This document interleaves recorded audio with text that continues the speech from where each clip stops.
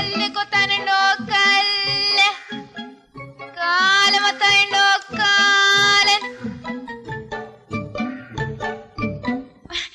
Sir sir കല്ല് കൊത്താനുണ്ടോ? കല്ല് കല്ല്.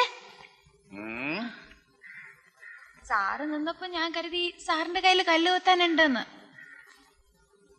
നേരത്തെ വിളിച്ച പോലെ ഒന്നുകൂടെ വിളിക്കാം.